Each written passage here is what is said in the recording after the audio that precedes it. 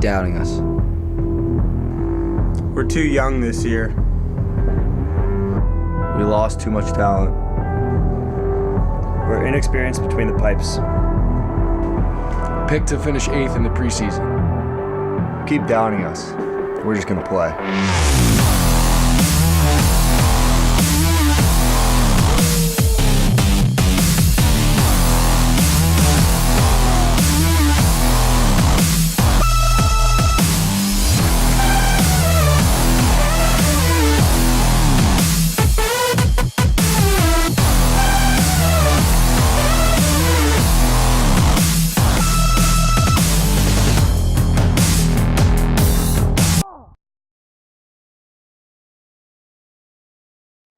Live from the Hart Center at Duluth Athletic Complex, it is game number 2 of the 2018-19 men's hockey season as the Crusaders play host to the Canisius Golden Griffins in the second half of a back-to-back. Good afternoon, everyone. Welcome to the Hart Center alongside my partner, Leverett Paul. I'm Alex Thomas. Leverett, Crusaders going for a sweep tonight. Before we dive into today's game, let's take a look back at last night's action, the first one of the year for Holy Cross.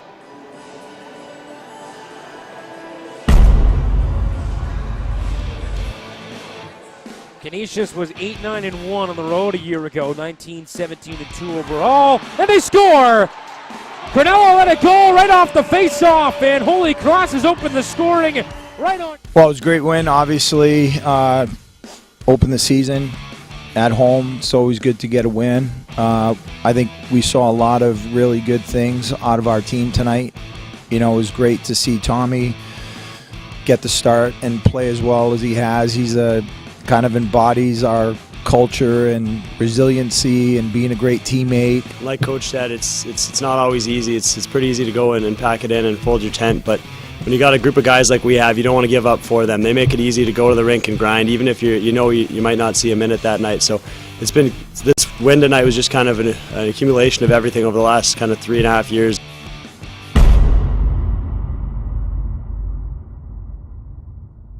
I think Coach Berard said it right. A lot of things to like from last night's game. Chief among them, the penalty kill. What a way to start the season, though. And like you said, Holy Cross really defended the penalty kill well. Canisius normally, obviously plays well with the man advantage. But Holy Cross, for the most part, was able to shut that down. Just 1 for 5 last night. You see the shots on goal, though, 32-20 in favor of the Golden Griffins. The power play did get there 1 goal from Nick Hutchison. He was strong last night for this Golden Griffins team. Hutchison was all over the place last night. Like you said, he had that goal, also had an assist, and he was certainly involved in some of the extracurriculars and the pushing and shoving after plays. Now, I love seeing the intensity early in the season. You know who I think didn't appreciate that quite as much? The Holy Cross Crusaders. We'll see if there's some retaliation tonight. He was a thorn in their side yesterday, no doubt about it. Thought Dylan McLaughlin might be the thorn in their side, but he was shut down by one of the Crusaders' top defenders. Skelly had his number all night. We talked about McLaughlin, like you said, heading into last night's broadcast, but for the most part, he was a non-factor, largely in part due to Skelly, and you could see McLaughlin's frustration boiling over a little bit in the third period last night. Just a shade under 20.5 minutes for Dalton Skelly. That is exactly what you look for from a top-4 defense, and they'll try and do it again today and try and sweep the weekend. It's the Golden Griffins and it's the Crusaders. Puck drop is next.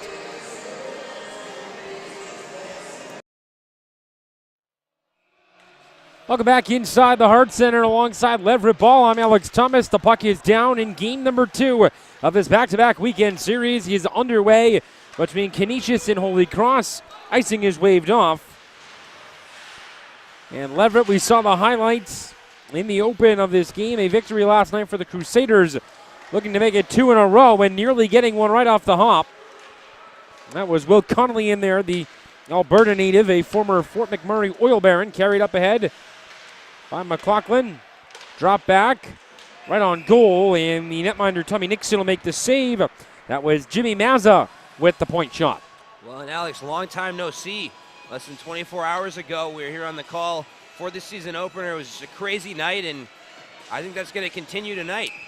19:28 to go in this period, so 32 seconds in, we get our first whistle. Quickly, we'll meet the starting goaltenders.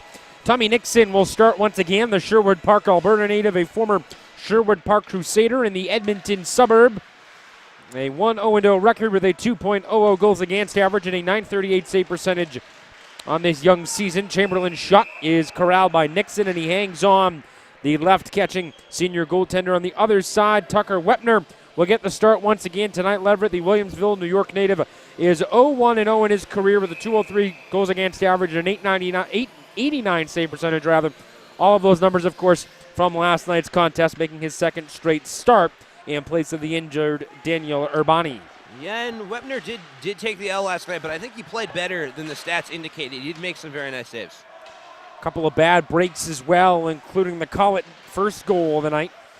Gave up 3 goals. Collett's second was an empty netter. And is carried over by Logan Ferguson. Cranella, who opened the scoring last night. Late in the first period, trying to rotate it up the wall. Chamberlain up ahead. That's taken by Matt Hoover. Across for Austin Alger. Alger, a transfer from Miami of Ohio in the NCHC. Wasn't sure he was going to be eligible this season. In fact, Leverett, his eligibility didn't get approved by the NCAA until Thursday night, and they had to fly him out for the game yesterday. So quite a weekend for Austin Alger, wearing number 83, played in 18 games with 2 goals and 2 assists for 4 points with the University of Miami of Ohio. And that had to be a stressful process for him, but perhaps for him, his early season excitement might be even higher than what it would normally be, just because he wasn't sure if he's going to be able to play this season, like you said.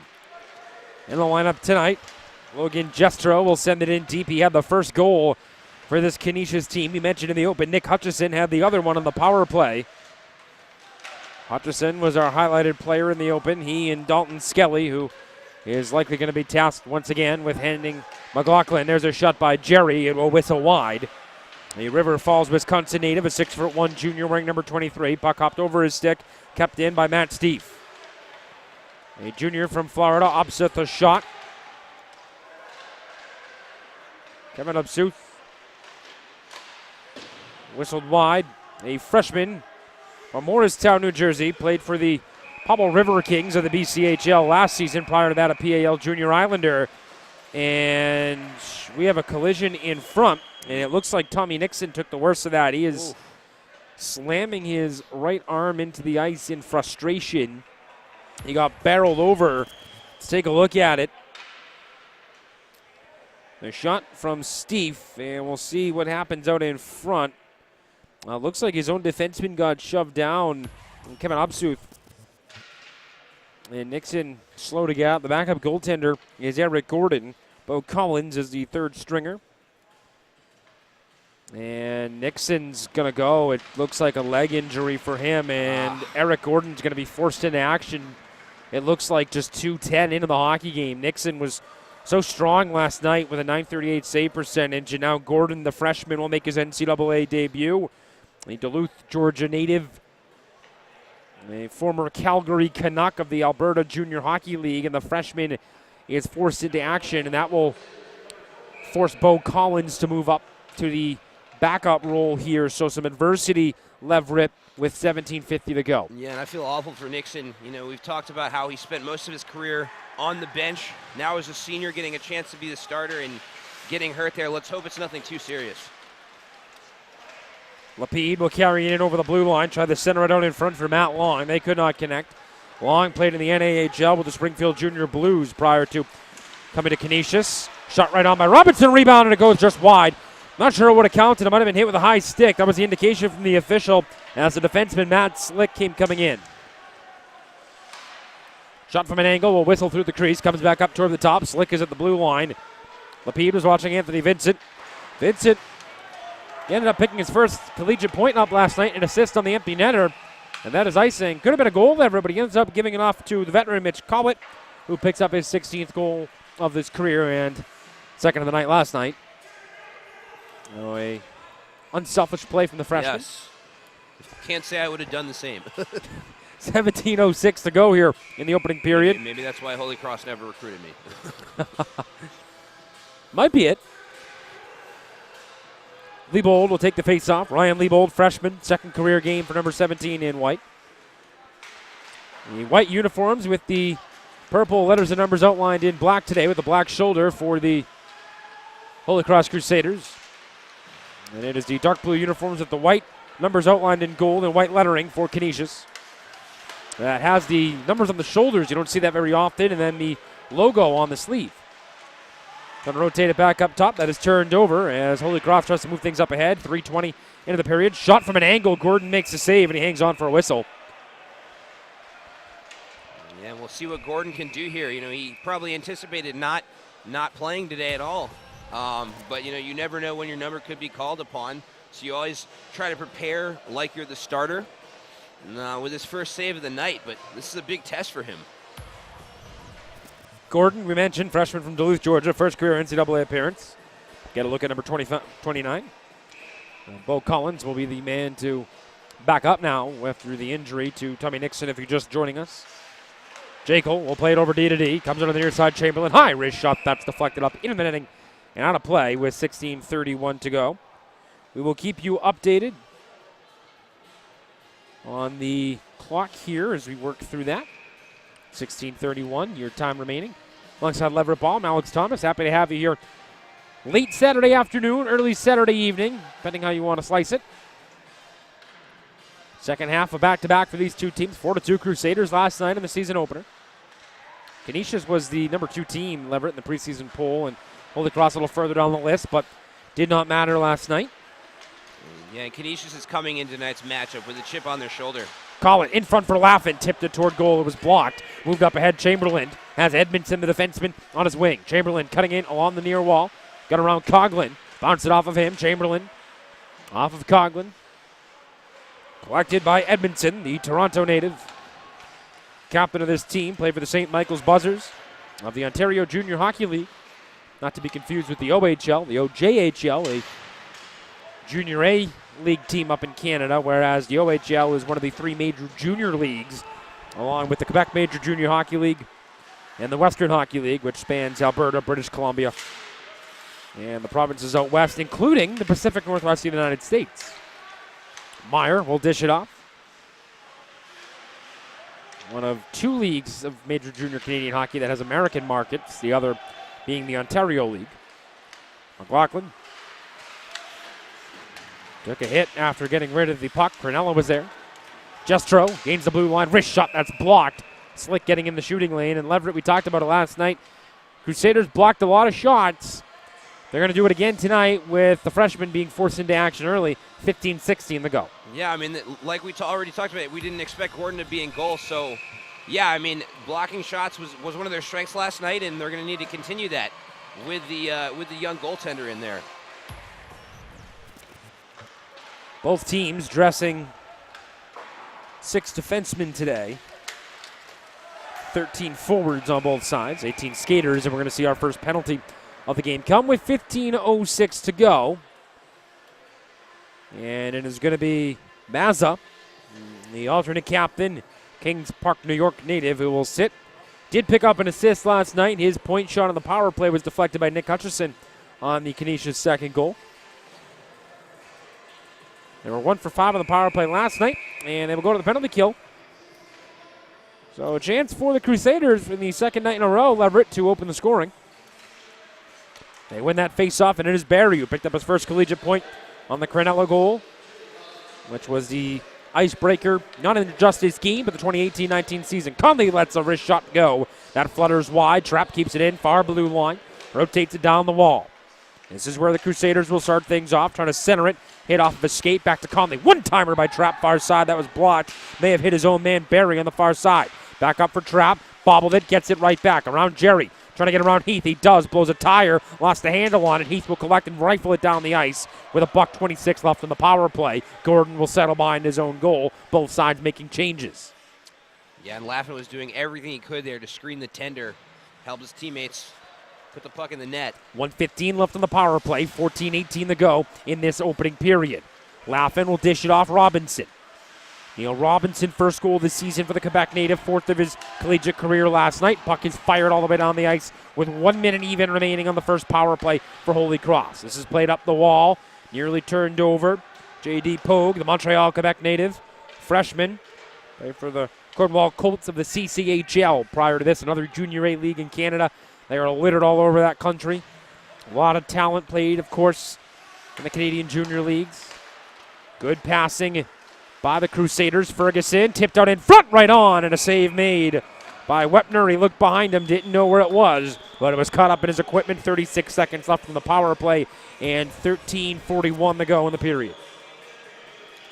And the Crusaders chomping at the bit, getting some opportunities on net. And obviously trying to take advantage of that man advantage. 36 left in the power play.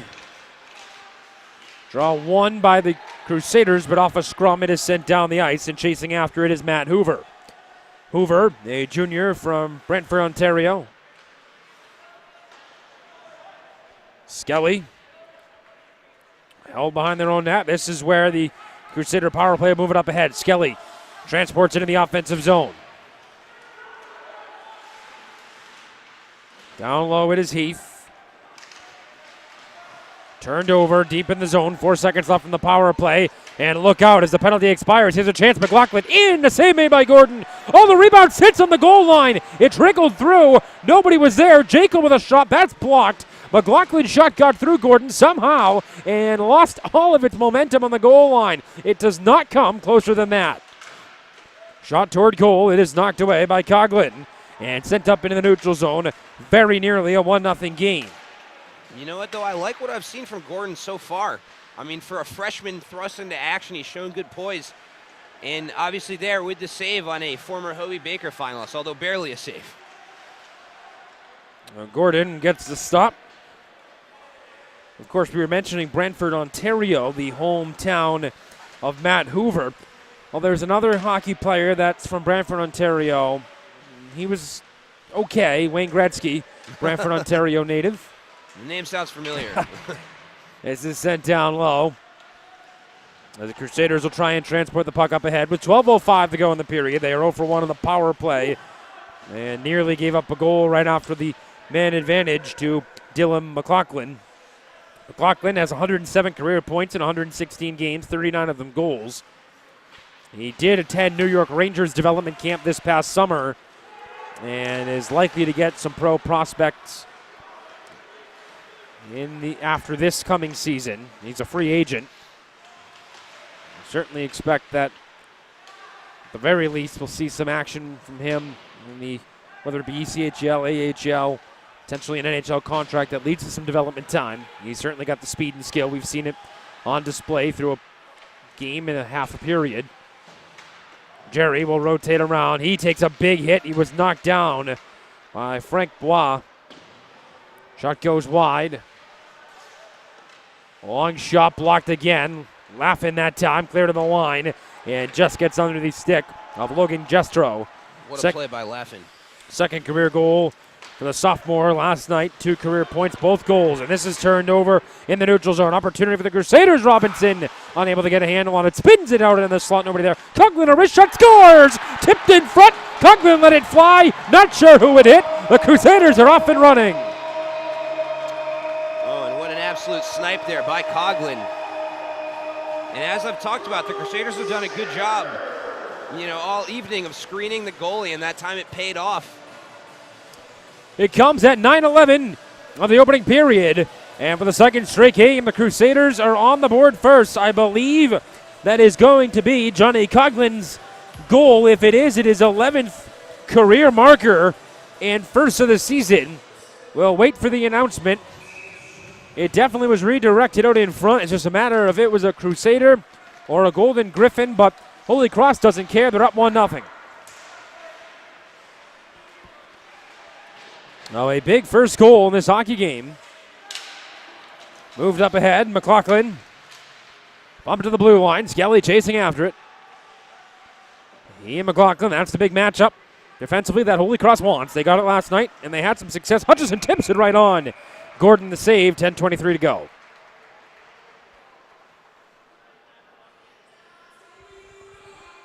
So lots to like here if you're a Holy Cross fan in the opening minutes of this game. We take a look at Skelly, heading back to the bench.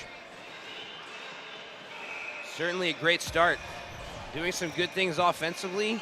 And obviously it's been a pleasant surprise in the goal with the way that Gordon has played. Tough break losing Nixon. And let's hope that Nixon's injury isn't anything serious that could threaten the remainder of his season. Chamberlain across, they score! Hoover lets it fly. His first goal this season, and the Brantford, Ontario native has tied it less than a minute after the Crusader goal. And Gordon unable to get his glove down there. Canisius with the snipe.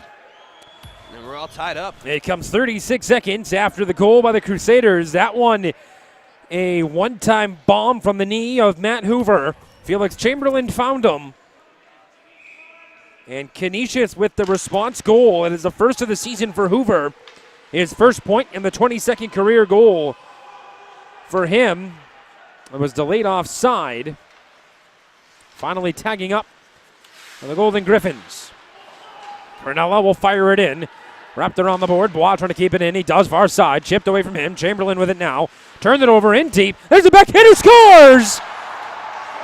Oh boy, is the offense woken up in this one. 2-1 Crusaders. And it comes at 10-10. Less than 30 seconds after giving up the lead. A bad turnover down low. That is Frank Bois' first goal this season and the second of his career. Excellent job there by Bois. And I have to say also, I give him some points for the Selly game after as well.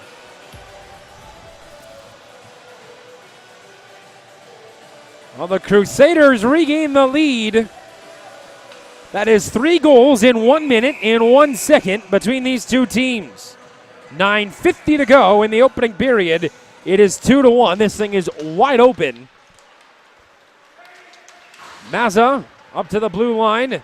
Lapide will carry it in. Shot right on. Gordon the save. Rebound into the slot. Another chance, and it's swiped in toward goal by Long. Never did reach. Trap. Wrestles it away from Long. They go into the far corner, digging away at it. Puck comes free. Skelly with it now. Top pairing out there for the Crusaders. Spinning away from trouble. That time it was Skelly. Hutchison was on him. Oh, check that. That was Mitchell Martin making his NCAA debut. The Whitby, Ontario native. Played for the Wellington Dukes of the Ontario Junior Hockey League. Played up ahead. Martin is a 5'8", 185-pound player and was a star at the Junior A level in Canada prior to commencing his career here. In fact, he helped lead his Dukes to the RBC Cup.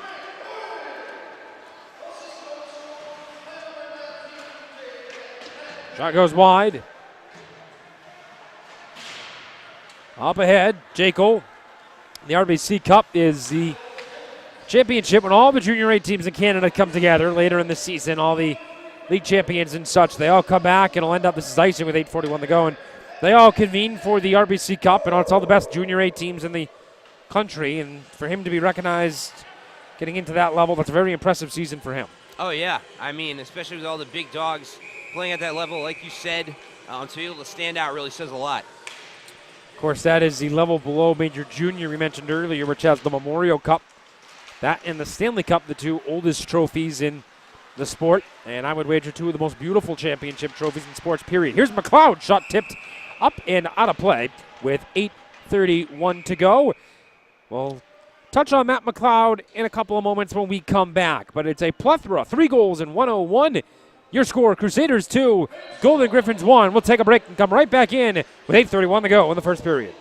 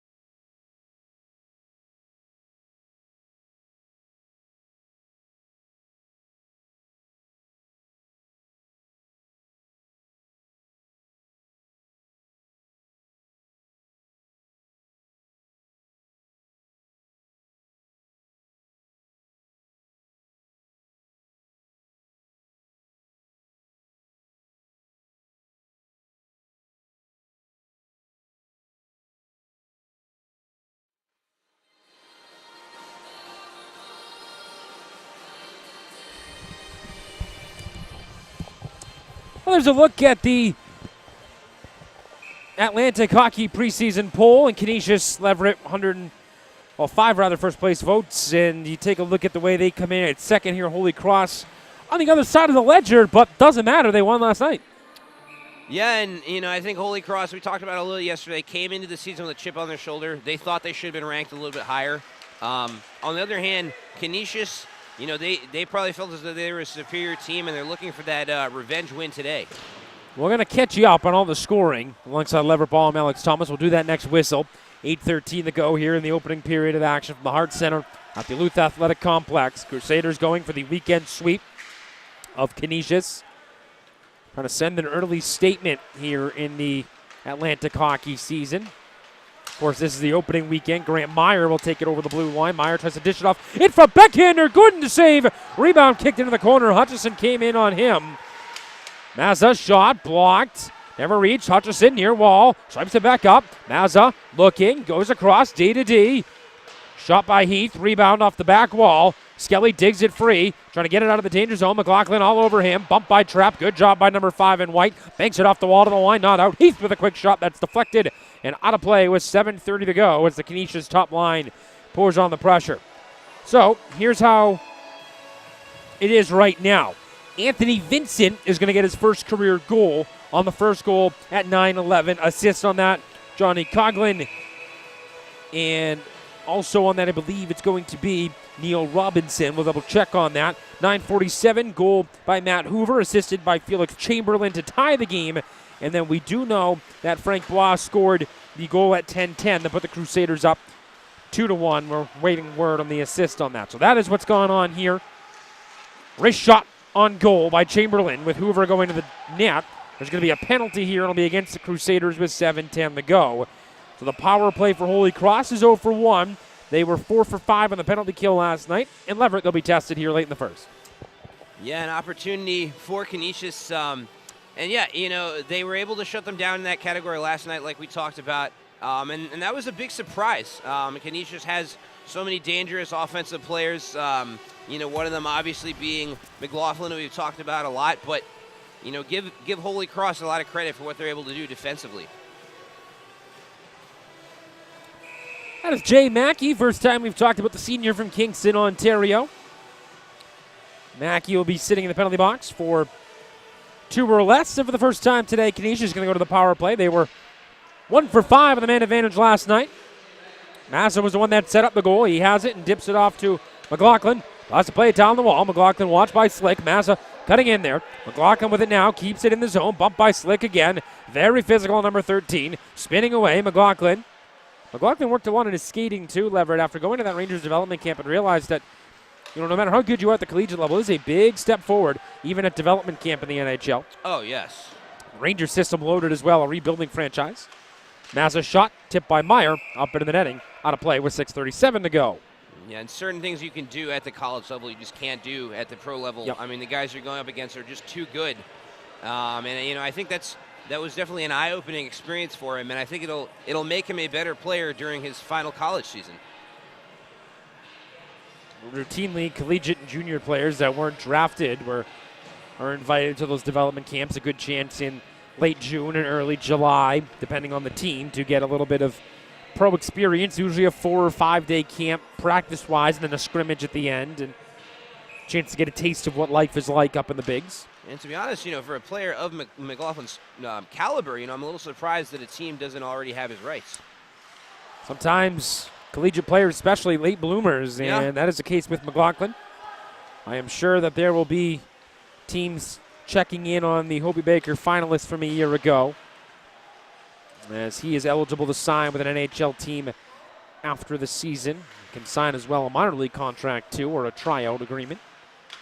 Alger holds it far wall with 56 seconds left in the power play. 6:04 to go in the period. Hoover, who set up the goal, muscled off the puck, gets it right back, working on Skelly. Hoover around the wall, trying to find a man out in front. That was Chamberlain. They couldn't connect, the senior from Quebec City.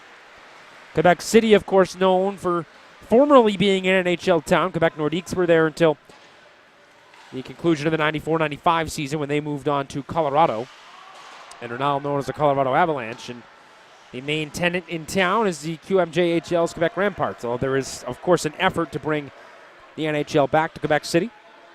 Personally, I would love to see it. That's an unbelievable hockey town. I agree with you. I mean, there's just so much passion for the sport in that town. McLaughlin wheeling and dealing over the offensive blue line, spins up and fires it back up top.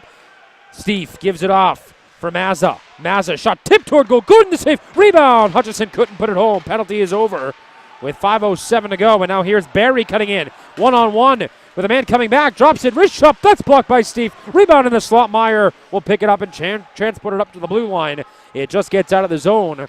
Trapp moves it up ahead. 0 for 1 on the power play is Canisius. Both teams 0 for 1. Barry drops it back. Robinson backhander toward goal. That was Mazza. Got a piece of it with 4:44 to go in the period. There's a wrist shot pushed wide by Barry, looking for his first career goal. Steve will pick it up to the blue line. It hopped over the stick of Trapp, offside. We'll get a whistle with 4:36 to go in this opening period.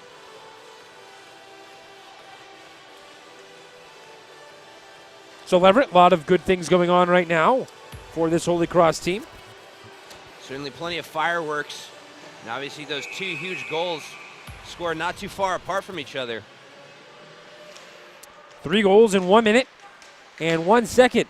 If you like offense, this has been it. If you're just joining us, Eric Gordon in goal after Tommy Nixon was shaken up early in this hockey game. Holy Cross opened the scoring, and then they've scored twice and sandwiched in between there, all within 1 minute and 1 second, is a Canisius goal by Matt Hoover, his first goal of the season. That was off the skates of Matt McLeod, who will hang on. We'll go in on Gordon, hang on. So we mentioned last night McLeod, the oldest of the McLeod brothers. Michael McLeod, a first-round pick of the New Jersey Devils in the AHL with Binghamton. Ryan McLeod, a second-round pick of the Edmonton Oilers back in juniors in Mississauga right now. But talking before the game, and McLeod's, their neighborhood also featured the Strome family, who had 3 players drafted in the NHL. Ryan Strome, a former top 5 pick of the New York Islanders, who's currently playing for the Edmonton Oilers, so him and Ryan McLeod in the same organization. And then Dylan Strome, 3rd overall pick in 2015, shot toward goal. And he was picked behind Connor McDavid and Jack Eichel. Not bad company for him. And Matthew Strome, a pick of the Flyers a year ago. Talk about a hockey hotbed. Cronulla. Well, I wonder how the ball hockey games were when they were kids in the neighborhood and how they are now. Well, and imagine how much that meant for their development. I mean, sure. Obviously going up against the best makes you better. I mean, in any sport they talk about, competing against someone who's better than you is the only way you're going to get better. Yep. So if you're going against top competition, it can only help you. So a neighborhood that's got 5 NHL draft picks, and Matt McLeod, a senior, going to be vying for a deal after the season, potentially 6 professional players after the year. Unbelievable. 2 of them with Edmonton, 1 with New Jersey, the other with Philly. Holy Cross back to the power play. They're 1 for 2. Face off 1 to Connolly, but then out of the zone, and it is J.D. Pogue, the Montreal native. First game of his collegiate career today, and he gets on the score sheet, unfortunately for him, by taking a penalty with 3:26 left in the period. Robinson with it now. Edmondson turns and fires it down the ice. Trapp will pick it up. Watched by McLeod out there penalty killing, the two-way acumen known throughout the family. Up ahead for Laffin. Robinson has Laffin going to goal along with Connolly. Robinson has Trapp at the blue line. He's bumped off the puck, however. Moved up ahead, McLaughlin. Up for Mazza. Mazza out in front. That's tipped by Long. Up into the netting with 2:53 to go in the period and 1:11 left on the power play. Canisius looking to get that equalizer before the period ends, and they need to get McLaughlin involved. I mean, he's just such a dangerous player. And if they're going to have the season that they want to have, I mean, a lot of that success is going to be through him. McLaughlin, one of 2 USHL grads on this top line for Canisius. He played for the Cedar Rapids Rough Riders. Grant Meyer was a member of the Fargo Force before coming here to Canisius. That's fired in. Heath wraps it around the wall, takes an awkward hop. Coughlin chips it off the boards. Sent back up to the top. Coughlin, near side, Skelly. Dishes down low, back up top, Coughlin. 49 seconds to go. Wrist shot whistled wide by Coughlin. Skelly collects near side. 44 ticks now left on the power play, second of the afternoon for Holy Cross. Skelly dumps it up ahead, far side, chipped up the wall. McLaughlin trying to chase after it around Cogman, left the puck behind, kept in alertly, and now the Crusaders with a chance to move in. Wrist shot off the glove of Wepner and out of play. That was Kevin Darar who let it go. The Monroe Township, New Jersey native, played for the Lloydminster Bobcats of the AJHL.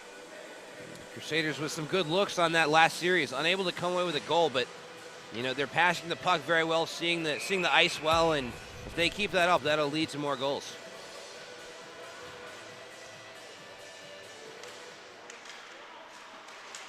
This is fired around the boards with just 25 ticks left in the power play, and moving it up ahead shorthanded is Jerry. Gains the offensive zone. Jerry around Laughlin, puts it in on goal. Gordon kicks it away with ease. 17 left on the power play. Possibly the last gasp here for Holy Cross. They take it in over the blue line. Here's Barry cutting in on goal, and a big save by Wepner. And now shorthanded again. It's a possible 2-on-1. Jerry with McLeod trying to get it across. Pass was blocked. Trap played it perfectly. And now a breakaway the other way for Barry. Here comes the freshman. Puts it into the corner. It might have been stopped by Wepner. What's the call? Oh, thought it might be. With 1:35 left, thought maybe, just maybe. Yeah, and that's tough when you get an open breakaway like that. You know, you have to keep It your is. composure. It is a penalty shot. A penalty shot for Matt Barry. I thought that was going to be the call. And a chance for the Crusaders to get the insurance. Barry looking for his first collegiate goal. He has 1 assist. They came last night, and a chance to put his team up 3-1. 95 seconds left in the period.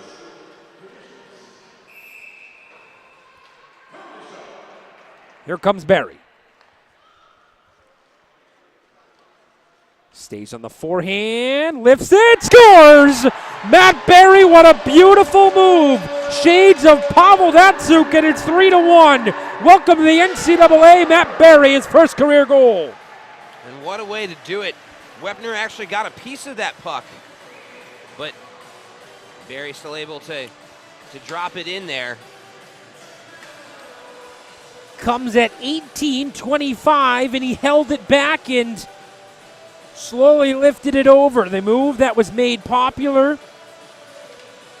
by Swedish forward Linus Omark at the turn of the decade, that was perfected by Pavel Datsuk, that is used by Matt Barry. And it is 3-1 Crusaders. Well, what a first period it has been.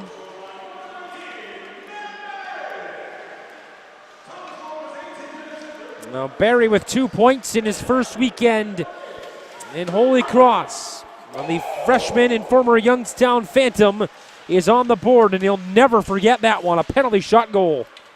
Yeah, and those goals at the end of period just caused such a momentum swing and confidence boost. Steve will carry it up ahead, and for a Canisius team that wanted to make things more difficult for Holy Cross here, this would have been offside, so calling off the Dogs was Grant Meyer. He's got a tag up. 51 seconds left in the period. They wanted to make things more difficult for Holy Cross. They certainly haven't done that here in the first period, and I would think, Lever, that we'll see a little bit more urgency in period number 2 and physicality from this Canisius team. Into the corner. No doubt, no doubt. Laughing for Skelly. Tipped in Cronella. Kevin Darar will chase after it with 26 seconds left. Darar bumped off the puck by Hoover and able to get it in deep. It is held by Mazza. Played up ahead. Flipped up by Heath. Big hit. Chamberlain gets his bell rung with 5 seconds left in the period, and he is very slow to get up to his feet. Mazza will dump it in, and that's going to do it. What a crushing hit by Trapp there. The emotion is palatable on the Holy Cross bench. They're feeling good after that. They take a 3-1 lead into the intermission. Exclamation point, Matt Barry's penalty shot goal. Yeah, and another exclamation point there right at the very end of the period with that hit on Chamberlain. And if I'm Chamberlain, I'm going to try and retaliate second period. I mean, you have to respond when someone drops you like that. Crusaders get 3 in the first frame, and they lead it 3-1 after 1. We'll take a break, come back in for the second period of action And the second half of a back-to-back between Holy Cross and Canisius. Once again, your score, Crusaders 3, Golden Griffins 1.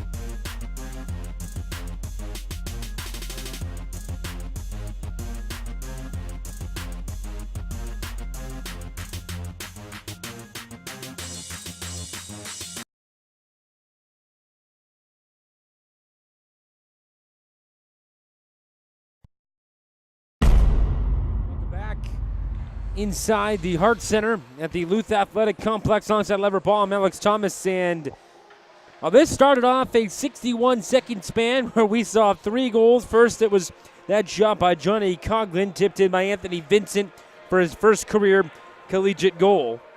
After that, it was a quick response. Felix Chamberlain finding Matt Hoover, who scores his first goal of the year, the Brantford, Ontario native. And then after that, it would be the goal by Frank Bois off a bad turnover inside of the Canisius zone. That put the Crusaders up 2-1, and after that lever, they really controlled the pace of play. And then in the final about minute of this hockey game, the final 2 minutes, Matt Barry, his first career collegiate goal on the penalty shot. You don't see that a ton. No, but what a way to do it. That's something he'll never forget. And yeah, like you said, 3 goals in what felt like the blink of an eye. And if this game starts to get a little bit out of hand, expect some more physicality and chippiness. I was a little surprised that Canisius wasn't super physical during the first period. Well, certainly the Golden Griffins, their planned revenge would be 2 points today, as Trapp will send it to the goal and find themselves down by 2, so they have some digging to do out of that hole. They certainly do. Although they controlled large portions of the game last night, and McLaughlin will come in. Shot was tipped into the corner. If any line's going to do it for him, it's this top line that has by far controlled the possession on this weekend. 4 periods old. McLaughlin had a tough time handling that pass from Hutchison, who scored the only power play goal of the weekend for this Canisius team. Came last night. Meyer tries to swipe it up. McLaughlin, far corner. Bumps Skelly down hard. Lucky he didn't get called with the elbow coming up a little high on that play. Gave him an extra shove afterwards as well, and that has to be partly the frustration. I mean, it's been a tough 4 periods for him. Turned over. Meyer sends it to the goal. That was tipped wide. Barry, who was cutting through the slot, the freshman, may have knocked it away from goal. Comes back inside of the blue line. It is held by Alex Jekyll. Jekyll, a St. Clair Shores, Michigan native who played for the Johnstown Tomahawks of the NAHL. Kept in at the line. Wrist shot blockered away. That time it was Tucker Wepner who gave up 3 in the opening period. We get a whistle with 18-13 to go in this middle frame. Crusaders looking to start the season 2-0. We take a look at that last offensive chance. That's Frank Bois coming off the bench. That's an alert play, Leverett. He jumps right into the play, understanding the game situation. Yeah, showing that hockey savvy, the hockey IQ, and very nice job, like you said. Been impressed. You mentioned the hockey IQ. It's a good point because been impressed the way that this Holy Cross team has really played inside of Coach David Berard's system. We heard in the open what he said, talking about last night. There was a lot of things he liked from his team. That is turned over. Pass in front for Robinson, misses the mark. They've done a lot of good things this weekend in terms of blocking shots. You harped on it a lot last night as that floats in a whistle. They play with a strong defensive game. Yeah, and, they really get everyone involved. They play to the system. And, obviously that has a lot to do with the players, but also give this Crusader coaching staff a lot of credit as well.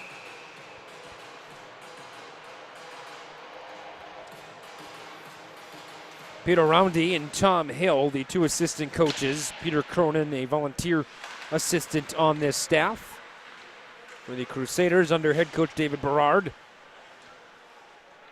Trevor Large is in his 2nd season as the head coach at Canisius, was the assistant coach for 3 years prior to that. Very familiar with this program.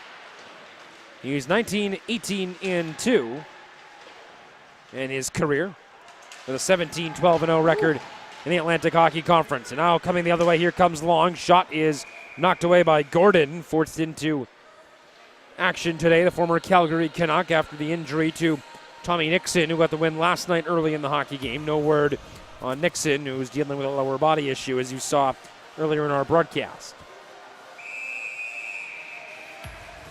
Yeah, and I already talked about it a little bit, but really a tough break for Nixon. He had such a team-first attitude, sitting all those years on the bench, waiting for his opportunity to start, in his 2nd game as a starter, getting injured. And yeah, I really hope that's nothing that threatens his entire season. Bo Collins is the 3rd-string goaltender on this depth chart. He's backing up right now on the bench, the Londonderry, New Hampshire native. We know we haven't seen Daniel Urbani this weekend. He played in both games that these 2 teams played a year ago. They split the season series at Harbor Center in Buffalo. Collett flutters a shot in on goal. That was denied by Wepner. the former Buffalo Junior Sabre, in his second career start and second in as many days. Collett bumps a man off the puck. It'll follow Laffin. Connolly in stride. It rolled off of the end of his stick blade and finds Hutchison at his own blue line. Flips it away. Collett was on him. Meyer will collect. Looking for a lane. Meyer waiting. Looks for McLaughlin instead. Goes to Mazza, whose shot will whistle just wide. Meyer was at the blue line. Around the wall. Trapp chasing after it. McLaughlin in there. Couldn't get a handle on it. It's Heath. Backhands it to Mazza. Inside of his own blue line. Watched by Ferguson. Spins away from trouble. Mazza with it now. Will cross center and then flip it all the way down the ice. In behind Gordon. Trapp bumps his man off the puck. That's Meyer. Two Crusaders in there. Laffin comes in support. Now Hutchison in there. Ooh. Meyer and Trapp going head-to-head. Canisius bench wanted a call. They had a good case, but none forthcoming. Meyer having some words with the official as he skated off the ice. He's not happy with that. Felt that there was some liberty taken by a pair. Ooh, and the official going back at him, telling him to pipe it down. Yeah, coaching staff trying to calm him down as well. Scott Mosier in his 5th season and Taylor Nelson, both assistants on this staff, as well as volunteer assistant David Smith in his 2nd year with the program. They got a whistle with 15:42 to go, and Meyer was hot about that situation, and quite frankly, Leverett, he had a case. Yeah, I mean, it probably should have been a penalty call there, but also, I mean, I think it's also just a matter of frustration building over. These 4 periods have not gone the way Canisius wanted and probably the way they envisioned. So when you take a hit like that, the shot misses. But yeah, when you take a hit like that you think should be a penalty after 4 frustrating periods, I mean, it's bound to happen. Hoover with the turnover out in front. That comes back to the blue line. Jekyll, he'll dump it off the near wall. 15:25 to go in this 2nd period. Happy to have you with us alongside Leverett Ball and Alex Thomas. Second of a back-to-back between Canisius and Holy Cross. Crusaders winning 4-2 on opening night, up 3-1 here. Into the slot, Auger. Wrist shot, put it wide. An injured Crusader in the crease. Back up top for Auger. The transfer from Miami of Ohio. We mentioned in the first period, just got his eligibility cleared on Thursday. It's been a wild weekend for him. Hoover tried to get a tip in front from the aforementioned Auger. It bounces off the end wall. Gordon had it. Auger poked it free. And now everybody's going to come together in the far corner. You play to the whistle, and Gordon had that covered up, but with a bit of a quick whistle, and Austin Auger was actually able to jar it loose, and that drew the attention of the Crusaders, who don't want their goaltender being touched. No, and especially after what happened to Nixon early on. They're going to be extra protective, and some fireworks after the play there, and that's far from the last that we're going to see. I mean, we still have 2 more periods, including this one. 14:58 to go. Auger is going to go. Is he going to be the only one that goes here? Canisius bench is hot over this one. A little surprised that Auger got the call. I mean, yes, he was digging away, but that was a really quick whistle, Everett. I mean, that was a bang-bang play. I'm a little surprised that that's what gets called here. Perhaps maybe that might have been a makeup for earlier calls that they weren't happy with, but... Well, now the door's open, so we're going to see. Do they want... Are they calling for a second player here? They are. Kevin Obstuth's going to go as well. And it's going to be 5-on-4. But with 2... we'll see. We'll get the call officially. It's 5-on-4, but there are 2 players in the penalty box. Robinson shot right on, and a save made by Wepner. And the Canisius bench is hot because Laffin was in the same spot as Auger, and there's not going to be a penalty call. Poor Cameron Lynch, the official, is getting an earful from the Canisius bench. Ooh. He and Jay Durfee and Lynch, the 2 officials today. The linesmen, Bobby Griffin and Kyle Gates. Shot right on. Wepner makes a save, and he hangs on for a whistle with 1:47 left on the power play. So, Leverett, you've mentioned it a couple times. Emotions going to be boiling over here, and we're starting to see it. Well, and I give these referees credit for keeping their cool. You know, I have never refereed any sports in my life. I don't think I have the patience when it comes to people yelling at me. I like to yell back. Of course, they're aware of the situation last night as well. There's some physicalities. That goes up into Souvenir City. You know, so they it's a tough job being an official. It really is. Yeah. I mean, especially in the sport of hockey where it is such a fast-paced sport, and it's easy to criticize from where we are, and we have the luxury of replay in the the great angles up here in the booth at the Hart Center, but that is a tough job to have. I do not envy our officials. So, well, and these guys are also pretty good athletes with the amount of skating they have to do, and a lot of them are former hockey players themselves. Yep. And they don't want to let anything get out of hand, doing the best that they can in that regard. This has moved out ahead. And I think they've had a pretty good weekend as well. I mean, you can agree or disagree with the Auger penalty, but I think they've done a pretty good and fair job calling this weekend. They let the boys play a little bit last night, and tonight making sure that, hey, we'll let you play, but keep it within the limits. Well, and, as an official, people only really notice you if you screw up. Yep. Yeah, and I believe it was a friend that once told me they're the only people that don't never play a home game. Yes. Always away. Robinson will move it up ahead. Trying to find a man. Barry, the trail shoots, he scores! Barry puts it home! It's a power play goal! First of the season for the Crusaders. It's 4-1. The Crusaders starting to break away now. Very nice job by Barry, but things might start to get a little bit sloppy with the 3-goal lead. It comes at 6:03 of the second period, and I believe that is going to be the second goal of the NCAA career of Matt Barry in his second game. He scored on the penalty shot late in the first period. He's got 2 straight. And the Crusaders have opened up a 4-1 lead. Well, the speed and skill of this Holy Cross team, they're a young team. Elaborate people weren't sure what they were going to get from David Berard's team, but through a game and about a half, they have shown some offensive chops with 8 goals, including 4 already here today. Well, and the Crusaders talked about that a little bit in their hype video, talking about how people doubt them, and that's being a little bit young, like you said, and inexperienced. But I think that's something they use as motivation. And for people in the area that are Bruins fans from around here, they may remember that was the entire playoff marketing strategy was off of too young. Too young, the Michael Felger quote that was used. And, sometimes you hear that, and as a hockey team, it's momentum. And hockey is one of those sports where, the chip on your shoulder is a really big factor in hockey. And I think people really underestimate that. The cohesiveness, the buy-in of the team. It is so much more important, I feel like, in the sport of hockey than some of the other sports out there. And, when you have a rallying cry like that, it can make a difference. Here's McLaughlin. Wrist shot, put it wide. Yeah, and building off what you said, I think in contact sports, like whether it's hockey or football, I think emotion and attitude play such a big factor. Hutchison had the rebound attempt, but fanned on it. Call it up across center. Hacked out multiple times by Steve, trying to defend his own blue line. Turned over, wrist shot right on. That was Ryan Liebold looking for his first career NCAA point. Big collision out in front. Steve with it now. Skating away from Sorowick.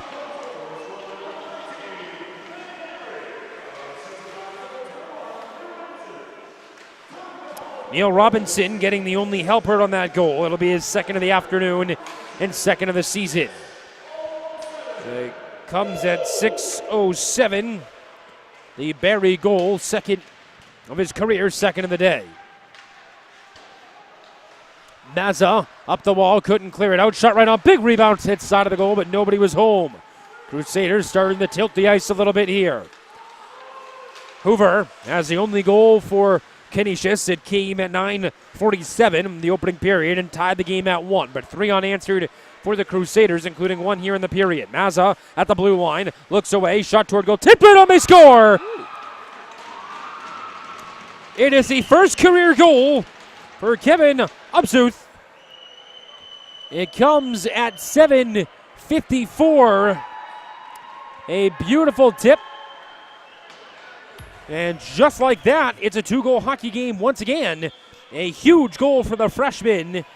And the former Powell River King is on the board with his first tally. Yeah, and Canisius responding there. We were starting to talk about how the game was getting out of hand, but they're not going to go down without a fight. Well, talking before the game, Kevin Abzuth was one of the players along with Mitchell Martin, that are expected to add a little bit of a spark to this lineup.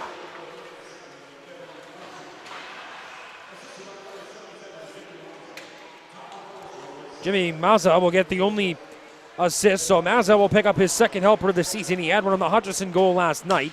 A point a game for the alternate captain, wearing number 77 for Canisius. And Kevin Obsuth, congratulations to him. First career NCAA goal, joining Anthony Vincent and Matt Berry. So a couple of firsts today, a trio of them in terms of goals. Martin up across center.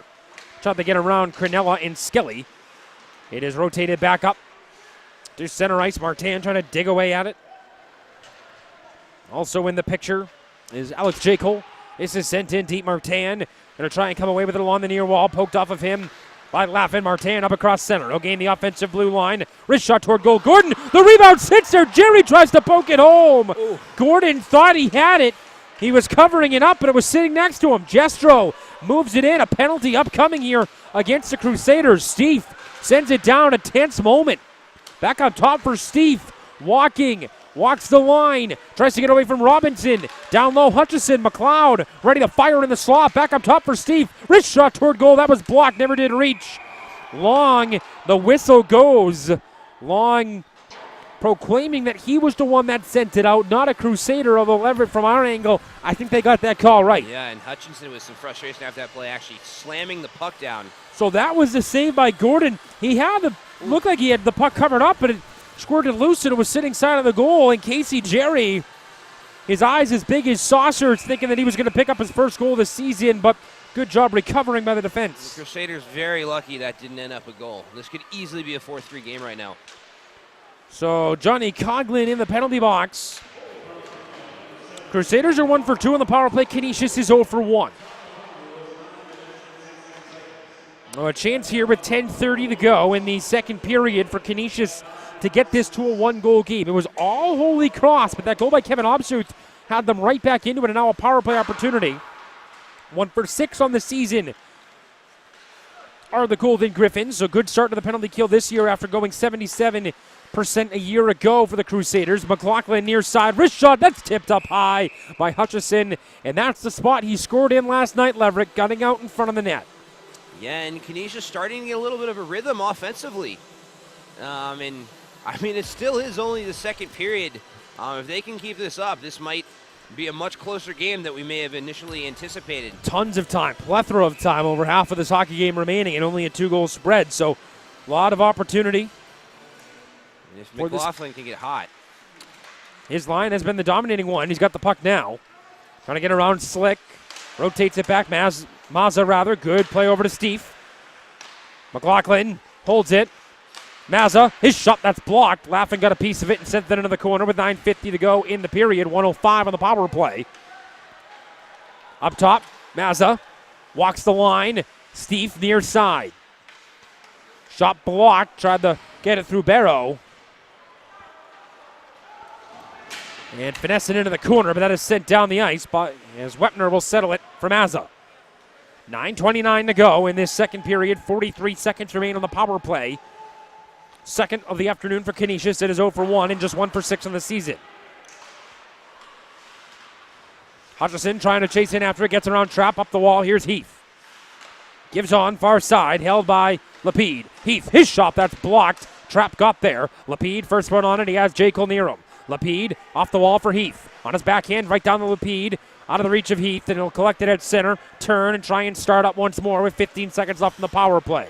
Call it. Good job to force him back. Heath inside of his own blue line. Up ahead for Hoover. Last gasp for the power play. Hoover is sent back. Here comes Collett. Short-handed trying to get a lane, but Hoover able to muscle him off the puck. Collett knocks Hoover down. Canisius bench wants a call. Coach Trevor Large is infuriated over on the bench right now. Canisius will fall to 0 for 2 on the power play with 8:40 to go. Hoover is jarring on his way off the ice. Frustration is showing with 8:40 to go. Only goals of the period, one apiece. Barry for Holy Cross. Obsuth for Canisius. 4-2 your score. We'll be right back.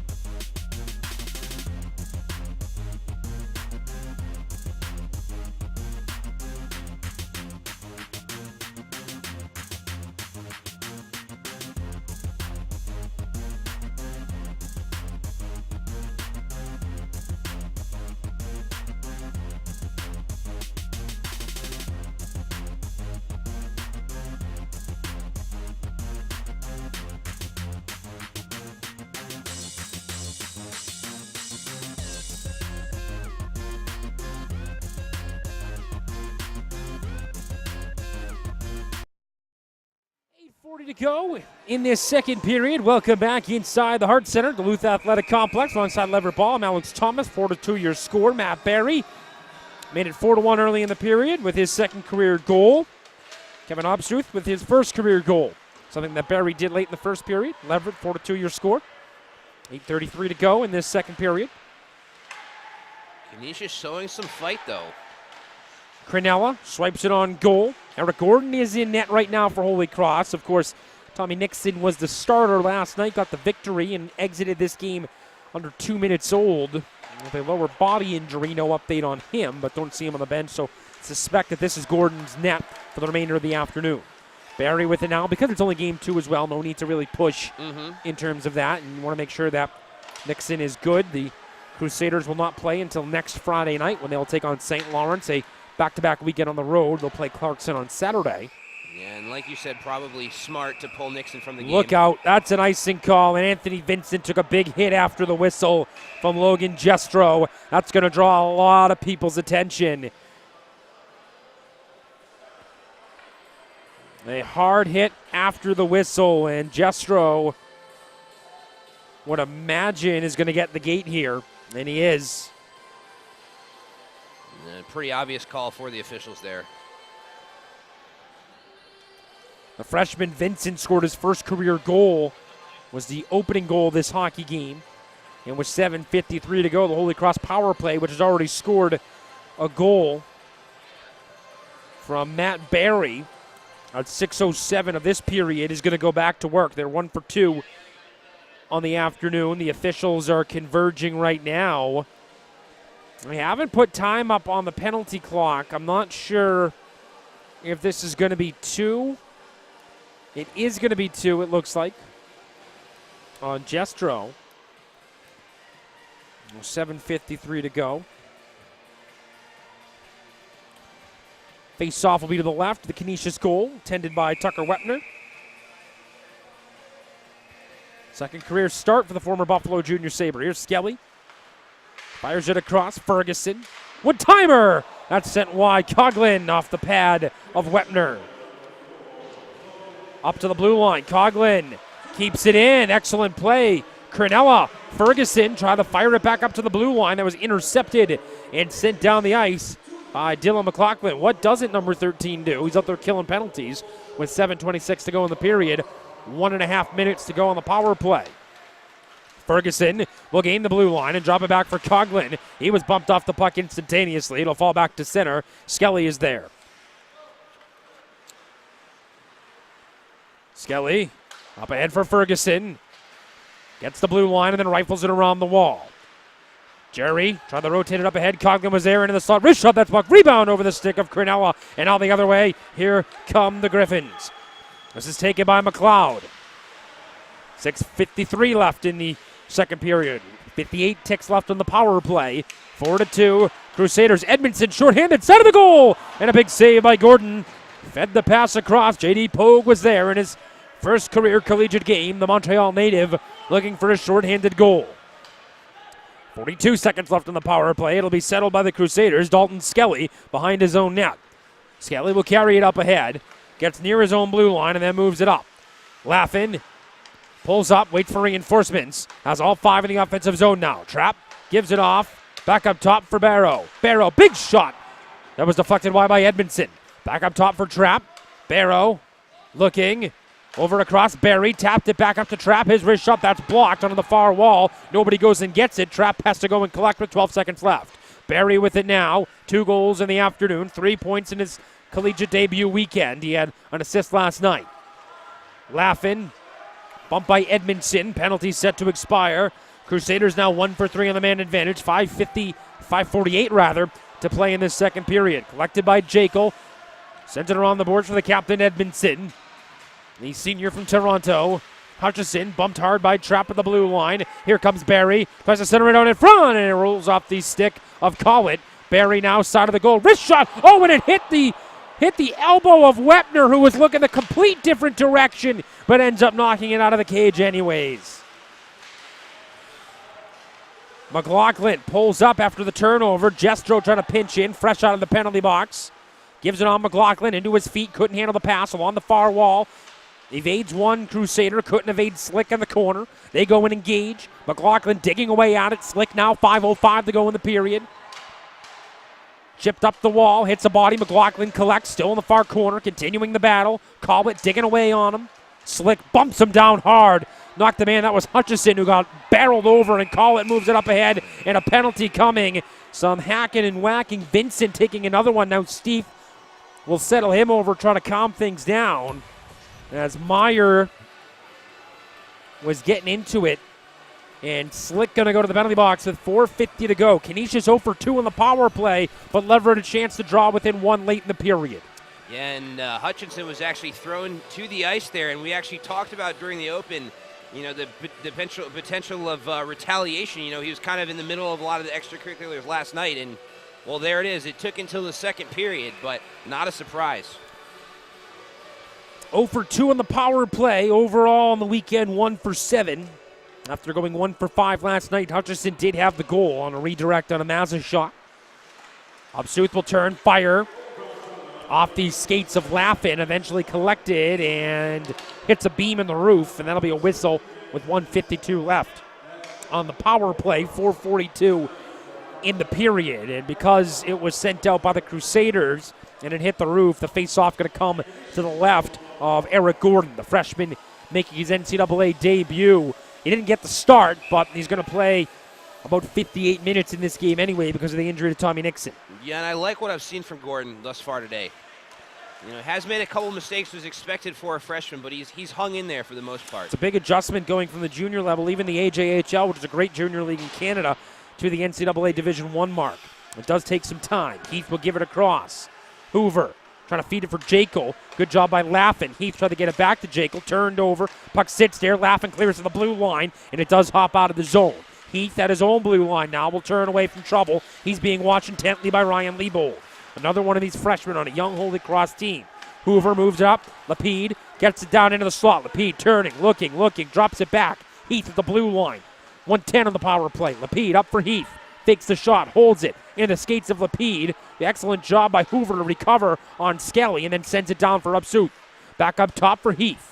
Waiting, takes the shot. That's blocked. Another chance. Upsuth couldn't get a handle on it. Rotates it back up top. Heath with a big blast. That rotated off of Hoover's stick. Kept in by Heath. Excellent job. Fired it to the goal. Missed it just wide. Hoover sends it into the crease. Bigging around. Another opportunity. Sticking away. And Gordon makes a save and he hangs on for a whistle. And now everybody comes together once again with 3:35 to go in the period. 45 on the power play. Nice job there by Gordon covering up the puck. And his teammates quick to protect him. Like we talked about, Nixon getting hurt on a similar play right at the beginning of the game. Crusaders aren't going to let anyone near their goalie after that. 45 seconds left on the power play, third of the afternoon for the Golden Griffins. Just joining us here early on this Saturday night, a little before 6:30, alongside Leverett Ball, I'm Alex Thomas. Second of 2 this weekend between these two teams, 4-2. Crusaders last night in the victory on opening night. That's the score that we have right now. Whistle goes, 34 seconds left in the power play.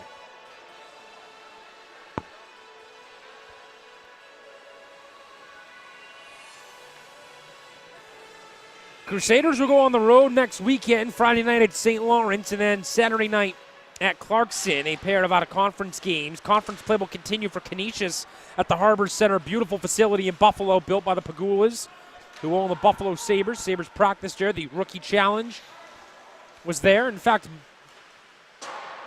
Michael McLeod, Matt's younger brother, played in that tournament for the Devils in September.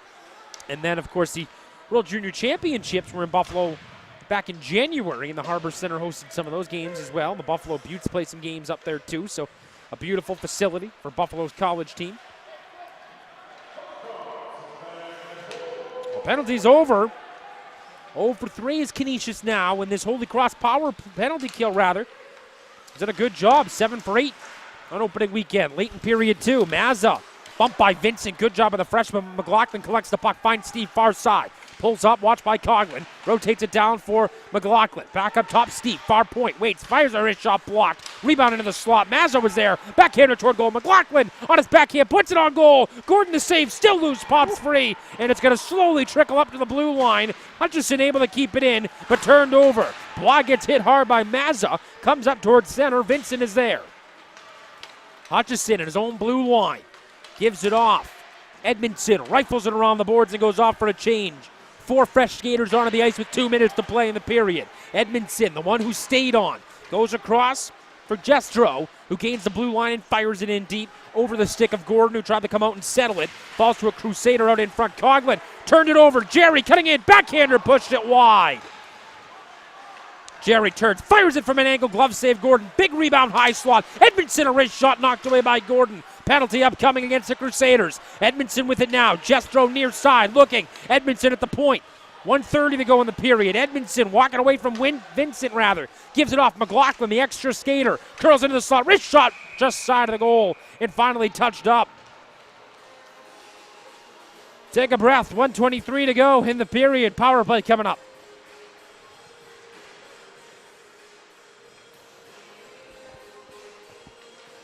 Yeah, Canisius, it's a huge momentum swing if they can, pick up one more goal before the period ends.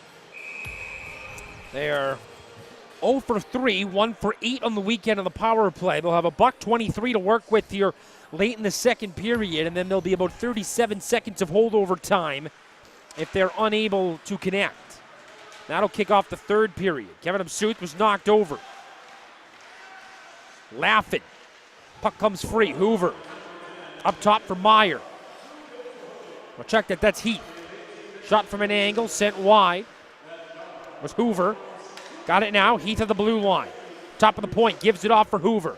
Holding. Waiting. Back up top for Heath. Wrist shot tipped toward goal by J. Cole. Couldn't get it through. Heath kept it in at the blue line. Second opportunity. Laughing all the way down the ice. 49 seconds to go in the period. $1:25 now remain on the power play. Wepner waited too long, and Barry nearly forced a turnover, but Heath able to recover. The veteran defenseman from Troy, Michigan is there, playing for the Jersey Hitmen of the USPHL prior to going to Canisius. Hoover finds Lapine. McLaughlin shot, big save by Gordon. They set him up in the slot. That's where you want Dylan McLaughlin. Just couldn't polish off the play. He's got it now in the far corner. Bumped away by Slick, rotates it up the wall. Heath wasn't there. Got to come all the way back to the Canisius blue line with 18 seconds to go in the period. Through the feet of Meyer. Back across McLaughlin. Hutchison going to the goal. McLaughlin evading Barry. McLaughlin in front, scores! Hutchison tips it home with 10.1 seconds to go. It's a power play goal, and just like that, it's a 1-goal game. Yeah, and you can only hold a great player down for so long. I mean, McLaughlin's been pretty much a non-factor up until this point, but making a nice play there. First point of the season for the Hobey Baker finalists a year ago when Nick Hutchison's got both power play goals this weekend for Canisius, his second of the season, and both of them leveraged coming from being parked out in front, greasy goals. Exactly. Very similar play to his goal last night, just using his size to get in front of the net and deflecting it in. Oh, it'll officially come at 19:49 of this second period, and a 4-1 lead is evaporated for the Crusaders, who are going to go into the second intermission up by just 1. Probably a little disappointing considering the lead that they had, but all in all, Everett, they're 20 minutes away with a lead. Yes, I mean, this is going to be a pretty intense third period. I mean, my goodness, especially cutting the lead down to 1. And, yeah, I mean, strap up. Kevin Absuth and Nick Hutchison, the goals for Canisius in the second. Matt Barry on the power play for Holy Cross. We'll take a break. Your score, Crusaders 4, Golden Griffins 3. After 2, we'll come back in and take you down on the final countdown of this weekend.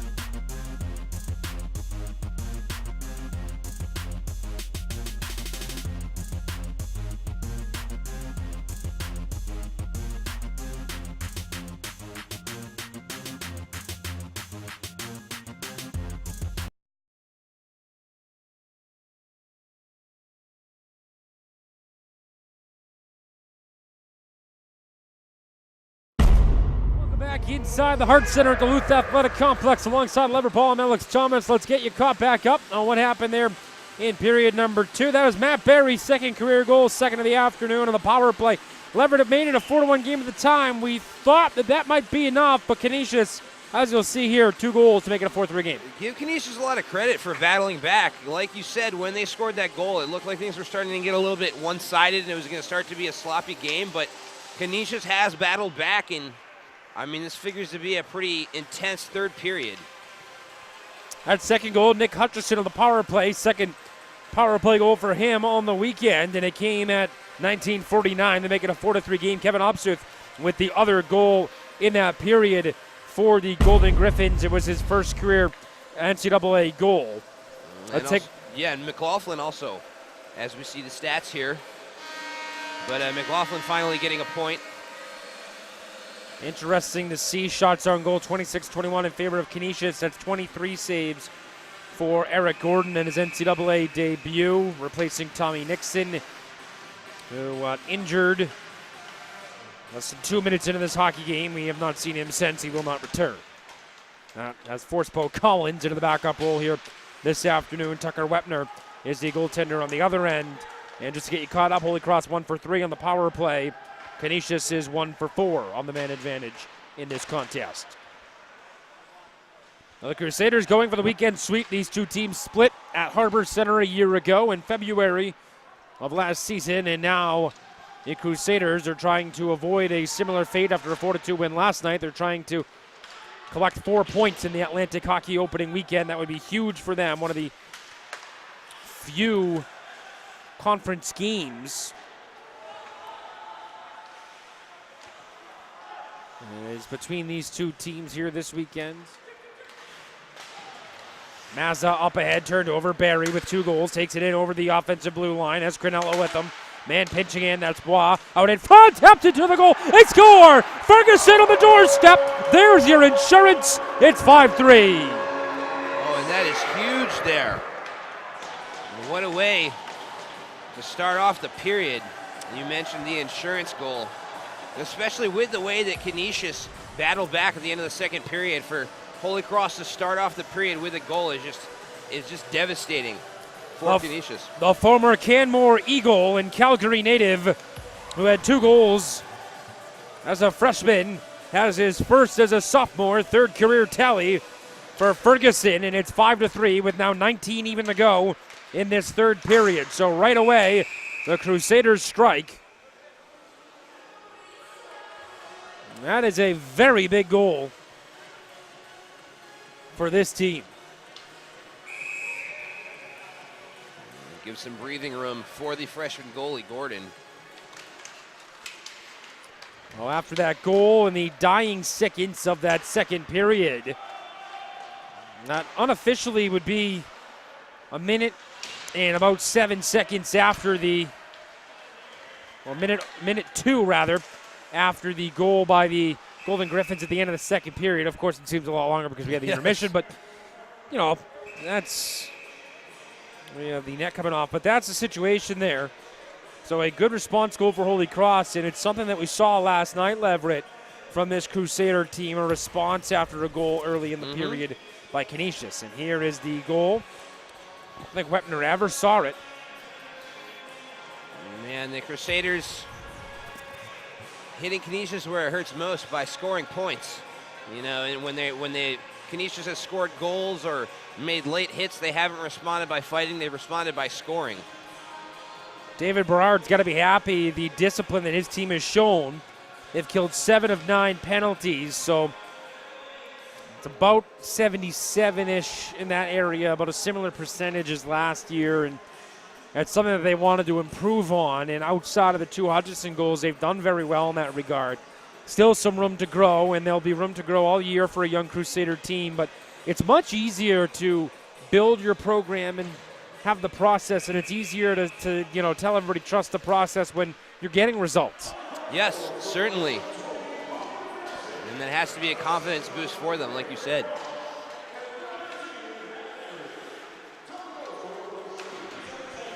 Hard check there by Ferguson.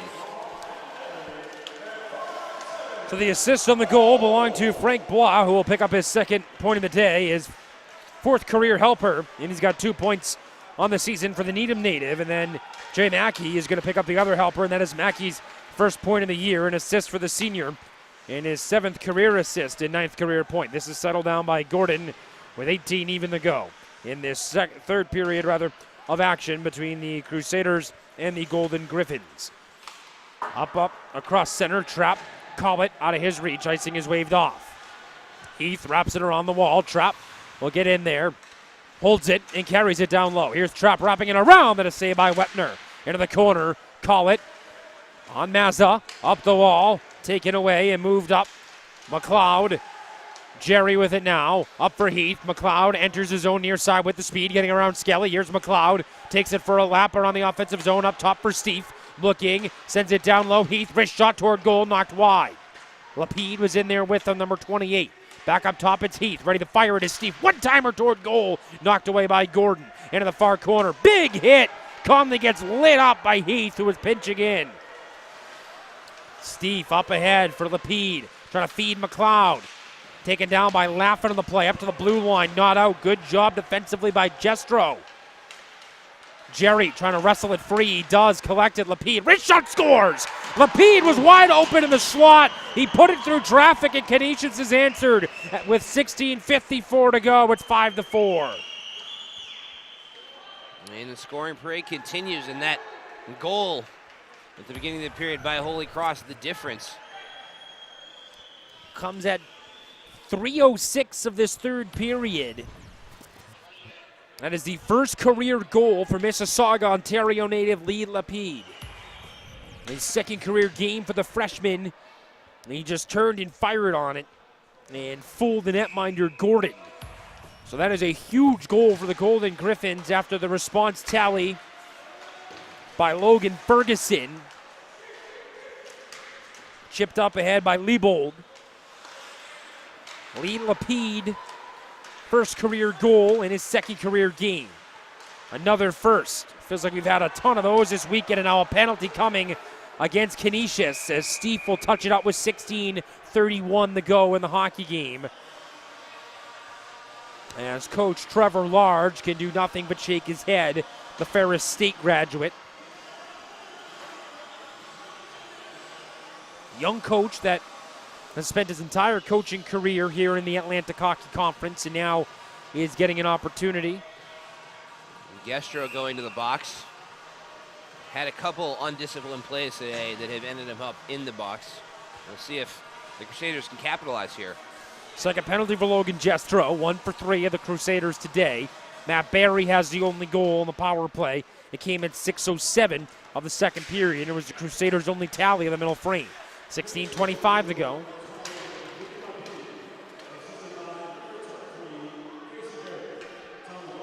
The only assist on that goal, by the way, goes to Casey Jerry, the junior, 12th career assist in the first of the season for the former Minnesota Magician. And yes, the Minnesota Magicians are an actual team in the NAAHL. What a name. The Null, of course, is the major Tier 2 junior league in the United States. Robinson, heavy wrist shot, put it high and wide. The only real rival, the USHL in the States. Of course, the USPHL and the NA3HL are also junior leagues that we've seen taken. Look at this, nearly a straight line attack coming from the Crusaders. Ferguson will drop it back. One shot by Coughlin. Off the wall on the one-timer. Pogue will chip it up ahead. Coughlin keeps it in. Ferguson on the turnover, looking for a lane. Had Heath down with 54 seconds left in the power play. Skelly gives it across, held by Coughlin. Sends it down low. Out in front, back up top, Coughlin. 44 seconds left now. Skelly dishes over, far side. Coughlin gets it back. Long wrist shot, that's blocked. Getting in the lane. That time with J.D. Pogue. Skelly keeps it and dishes Coughlin. One-timer scores! Oh. Coughlin lets it fly! Lets the howitzer go! It's a power play goal! What and a right shot. again, it's a 2-goal lead. What a shot there by Coughlin. Went for the one time and absolutely ripped it. And that is huge, an insurance goal for the Crusaders. And Coughlin was animated after scoring that goal. He's fired up, and for good reason. 11th career goal for Johnny Coughlin, the senior. Booms home his first of the year, and it's 6-4 Crusaders.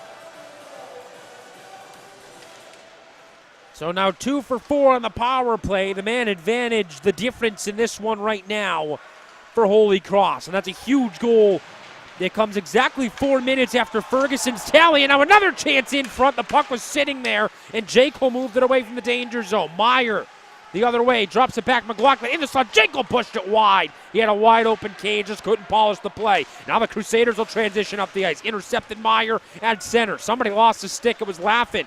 It sits just inside the blue line. Given off D to D. It is held by Edmondson. Played up ahead for McLaughlin. He'll turn on the Jets and take it up across the offensive blue line. McLaughlin, rich shot save. Rebound. Into the goal. It goes into the net. The net was off before the puck went in. Hutchison is protesting. And then a Crusader gets knocked down hard after the play by McLaughlin, who goes to have a word with the official. Hutchinson put it in the net. No doubt about that. He beat Gordon.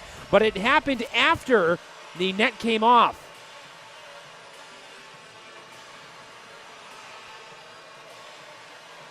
And Hutchinson hot about that one with 14:21 to go in the hockey game. There was a penalty upcoming, and I believe it's against the Crusaders. There was some late contact at the end of the play. Here's Ferguson will head to the box. I think it was a desperation play levered by Ferguson, just trying to keep the traffic. Let's get a good look at it here. McLaughlin, big save by Gordon. Yeah, Ferguson pushes him in, and the puck does cross. He pushes Hutchinson into the goal. And this is actually going to go to review. So we'll see an opportunity here. The officials will head into the scorer's booth. So here's the situation. Ferguson's going to sit for 2 no matter what. So this is either going to be a 1-goal game with a power play for Canisius or a 2-goal game. This is a very big moment. My goodness. Let's see if we can get a look and tell from this angle. McLaughlin across. Well, I'll tell you what. That's a goal. I think that's him before that net comes off. Excellent work to our staff in the video production room here, giving us these looks. That certainly looks like from there. Now, is that going to be enough? Is that conclusive in definitive evidence to overturn the call, which was no goal? And the Crusaders may have their backs against the wall here. If they award them the goal, and Canisius is on the power play, and you've got one of the most dangerous players in college hockey in McLaughlin, you don't want to give him an opportunity on the power play up just 1 goal. And we have not had a dull moment in these past 2 days. No, this has been an unbelievable game. Already have 10 goals on the board. It looks like we think it'll be 11. But again, we might think it's in from here, but it's got to be definitive. And I don't know if that's going to be enough to overturn it. You have to remember that. It's got to be conclusive, definitive evidence that that's a goal, because the call on the ice was no goal. So there has to be, with no shred of a doubt left in the mind. We don't have an overview, so that's going to be the best look at it. I think it is in. But again, that's going to come down to the officials, and they have to determine it looks like it from there, but again, we don't know where the mooring is on the other side. Was the net already lifted? Was it already off? So who knows? Right. And they're taking quite a long time, and they got a decision. Let's see it. And as you were saying, it's not an obvious call. We'll see what they say. If I'm wagering, I'm saying it's going to be overturned, and this will be a goal. Yeah. We will see. Here comes the official. It's a goal. And I guess the only way that they could have ruled it a non-goal is if they had ruled that Canisius had hit the net before it crossed. Net stayed on, so that's a goal. And that is Hutchison's 2nd of the night, 3rd of the season. And the net did not move until after the puck had crossed the line, and Hutchison was pushed into the goal, knocking it loose. So they will head over, Jay Durfee, to talk to Holy Cross head coach David Berard, who no doubt wants an explanation, but the goal is Hutchison's 3rd of the season, 2nd of the game. McLaughlin will get an assist, his 2nd of the game at 5:39. Now, there was a delayed penalty, and Ferguson will go to the box. Canisius on the power play, they were 1 for 4 and a chance to tie it. With 14:20 now remaining in the hockey game. This is going to get interesting. Trapp's going to fire it down in and then dumps Hutchison, and they jar at each other. Hutchison is not happy, and he got leveled. Well, he's got 2 goals, and he's been an exciting player to watch. I've really enjoyed his game. The Hicksville, New York native, former Salmon Arm Silverback of the BCHL. Laughing, strips the man to the blue line. This is sent back in, delayed offside. Mazza tagged up. Skelly goes across for Trapp. He's just going to fire it down the ice with 13:50 to go. 90 seconds left in the power play, and a chance for Canisius to tie this hockey game. We haven't been tied since it was a 1-1 game way back in the first period. Way too lackadaisical with the puck. McLaughlin overskated it. Here's Vincent shorthanded. Rich shot saved by Wepner. Rebound collected by McLaughlin. Well, the speed from Dylan McLaughlin on display, but he left the puck behind. And the puck's kind of been sticking a little bit there inside the blue line. Something to watch. Here's Steve. Just about a minute on the penalty. They need to get McLaughlin the puck. 13:18 to go in the hockey game. Mazza will flip it in. Tip toward goal by Hutchison, and it's a high stick. Meyer will touch it up. McLaughlin draws the ire of a Crusader, and that's going to go out of the zone. Meyer thought that had been touched by a Crusader, and in that case, you can play the puck. But because Hutchison knocked it down with the high stick and then it was immediately touched by Meyer, the whistle goes. I mean, no doubt there, that's a high stick. Did anybody touch it? Nope, it was Meyer first, so good call by our officials. McLaughlin and Vincent having some words after the play, and if I had to guess, it wasn't about meeting up for dinner after the game. 13:13 to go, 52 seconds on the power play. Probably saying some words we can't say on the air. Yeah, I don't believe this is a pay-per-view game, so I think I think we have to comply by regulations. We won't be able to use the lip-reading skills right now. This is fired off by Slick all the way down the ice with 47 seconds left in the power play. Big chance for this Holy Cross penalty kill that has been better this weekend. Here's Hoover up ahead for Lapide. Gains the blue line. Slick got it around him. Hoover bumps a man. That was Coughlin. Rotates it up the wall. Coughlin backhander. Heath will settle it down. Heath walks the line, looking for a lane. Dished off one-timer Hoover. Coughlin blocked it. It'll fall to Gordon. And then Jekyll and Coughlin will come together with 12:47 to go in the period and just 27 ticks left in the power play. 6-5 your score. Back and forth alongside Lever Ball and Alex Thomas, each team striking twice here in period number 3. Face off to the left of the netminder Gordon. Puck comes free. Lapide will play it up the wall. Absuth will try and keep it in. Here's Hoover back up top for Heath. He missed the mark. This is going to go all the way down the ice with 18 seconds left in the power play. Last gasp for Canisius on the man advantage. It is their 5th of the afternoon. They're 1 for 4. Heath will take it up ahead. They're 1 for 9 on the weekend, or 2 for 9 rather on the weekend. Trap for Skelly. Tries to wrap it around the wall. Vincent is there. The freshman has been heavily involved today. Penalties over with 12:19 to go in the hockey game. So the Crusaders get through their first 10 penalties of the season at 80%. That's a slight improvement on the penalty kill, and that's what Coach David Berard wanted. That's dumped in by Vincent. Robinson's there. Vincent plows Jekyll down. Jekyll slow to get up, holding his head. This is taken by Meyer up over the offensive blue line with some speed. Trying to wheel his way in. Takes it around for a lap, has Heath in the blue line. Jekyll is still in the defensive zone. It's 4-on-5. Finally able to get off the ice.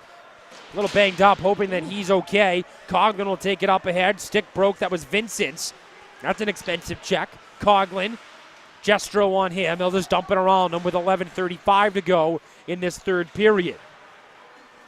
6-5. Holy Cross on top, trying to cement a weekend sweep, but it hasn't been easy. McLeod over the blue line. Here comes McLeod around Bois. Cutting in front, looking for Hutchison for his hat-trick goal, but they can't connect. He's got 2 today, both coming late in this hockey game. McLeod dishes off. Jestro, delayed penalty. In front, scores! There's McLaughlin, his first goal of the season. He tips it home with a delayed penalty.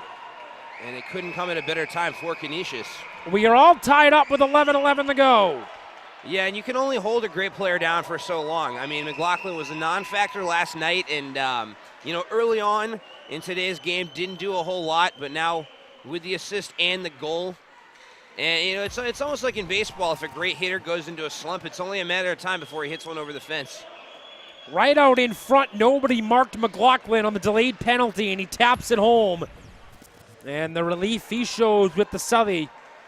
And now a penalty against the Crusaders, against Frank Bois. who will go to the penalty box in a tied game. So a power play coming up after the McLaughlin goal. And it's 6-6, so multi-goal deficits erased by the Golden Griffins, who have not quit on this game, and Coach Trevor Large has to be quite pleased with his team's response on this Saturday afternoon. Hutchison will play it back to Mazza. Call it all over him. This is a huge kill. Goes without save. 11 minutes to go in the hockey game. McLaughlin dumps it in toward goal. Meyer chasing after it. Skelly first one there. Meyer bumps him, trying to muscle him off the puck. McLaughlin comes in to support. And now, I believe this is going to come outside of the zone on a hand pass.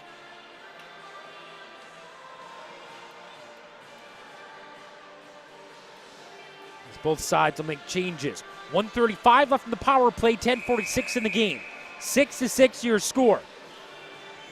Yeah, and when the Crusaders scored their 4th goal of the day in the second period, I could not have imagined this being a tie game in the 3rd period. Coughlin will find some open space and send it down to the Canisius zone. Wepner will settle it. Jekyll takes it up across center and then will rifle it in. Gordon tries to settle it, hopped over his stick, got to get back in goal. Lapide is there. Coughlin bumps him off the puck. Jekyll will pinch it along the far wall. Watched by Laffin, sends it down around. Slick is there. He'll fire it up the boards. Gets it to the line, but not out. Hoover, excellent job to keep the play in. Lapide is there. Coughlin as well. He'll turn and fire it all the way down the ice with 1 minute even to go on the power play. 10-11 in the hockey game. This is settled down by Wepner, who will leave it for Heath. Nice job there, clearing it out, killing some penalty time. Heath up across center for Jekyll with 49 seconds left in the power play. That hops over to Gordon again. Skelly down around the far wall for Trapp, played up ahead. Darar moves it up to center. It is held now. Hoover near side getting around Skelly, who poked it off of his stick last second into the near corner. Skelly recovers and moves it up for Spencer Trapp. Trying to get it out of the zone along the far wall. Darar there with it now. Turning, looking, fires it down the ice. 24 seconds left from the power play. That's a big dump down. This will just about do it. One last gasp, 19 seconds to go on the man advantage for Canisius with 9:27 to go in the hockey game. Carried up ahead by Steve. Finds Meyer. Bumped off the puck. Excellent job by Slick. McLaughlin in the offensive zone. 9 seconds left in the power play. Swipes it around the wall for Mazza. Plays it back up to the blue line. Far side Steve. Finds Meyer now. Looking far side. Mazza. Rich shot scores. Power play goal by Mazza. He gives up the Youngers salute. And Canisius has their first lead of the hockey game with 9:11 to go. And right as time is expiring on the power play. Beautiful shot there. 13th career goal for Jimmy Mazza. This is unfamiliar territory with Canisius in the lead. And I just got to say for a second, that is a top-notch celebration by Jimmy Mazza. Oh, yeah. With the Yager salute, the New York native, of course, Yager, big time with the Rangers, amongst a lot of teams. But that is a great salute by Mazza, who's got his first goal this season. 9:11 to go. We'll take a break. 7-6 your score. Canisius on top.